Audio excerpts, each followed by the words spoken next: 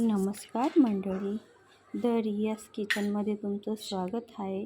आज आपण शेंगदाणे आणि खोबरं मिक्स चटणी बनवणार आहोत, जी की आप्पे, इडली, डोस्यासोबत खाल्ली जाते ती. त्याच्यासाठी साहित्य बघूया. शेंगदाणे, खोबरं, बडीशोप, जिरं, अद्रक, मिरची, लसूण, कोथिंबीर, चवीपुरता नमक. हे आपण सर्व मिक्सरच्या भांड्यात टाकूया. हे सर्व साहित्य पाणी टाकून ग्राइंड करून घेऊ.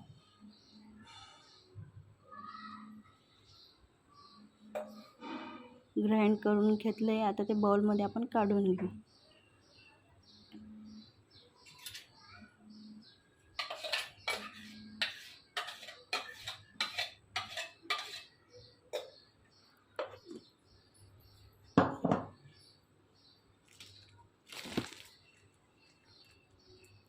आता आपण चटणीला तडका लावूया.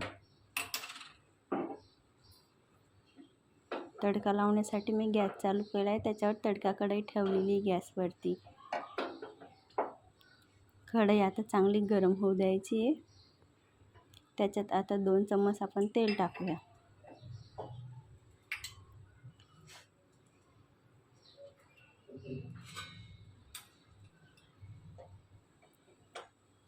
तेल चांगलं गरम होऊ द्यायचं आहे.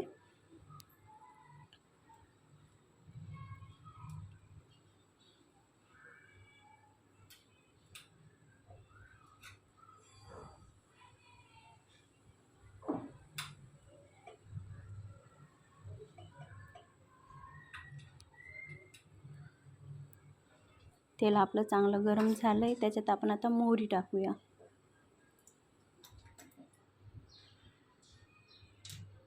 चटणी तेव्हाच चांगली लागते जेव्हा मोहरीला तडका चांगला लागलेला असतो. तेव्हा मोहरी चांगली तडकायला लागली तर समजून घ्यायची आपली चटणी परफेक्ट बनली असं. आपली मोहरी आता तडतडायला लागून गेली. आपण आता त्याच्यात जिरे टाकूया. जिरे तडतडायला लागलं त्याच्यात 2 मिरची टाकूया लाल. आपला तडका रेडी झाला आहे. गॅस बंद करूया. तडका आपण आता चटणीमध्ये टाकूया.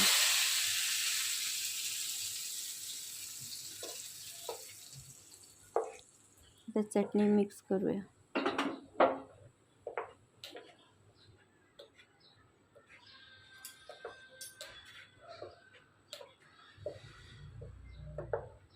चटणी मिक्स झाली. आता त्याच्यात आपण कोथिंबीर टाकूया.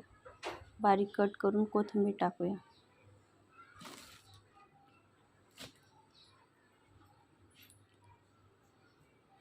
कोथिंबीर टाकून परत आपण चटणीला मिक्स करूया. आपली चटणी रेडी झालेली आहे आप्पे, इडली, डोस्यासोबत खाण्यासाठी. अशाच नवनवीन रेसिपी बघण्यासाठी द रियाज किचनला सबस्क्राईब करा.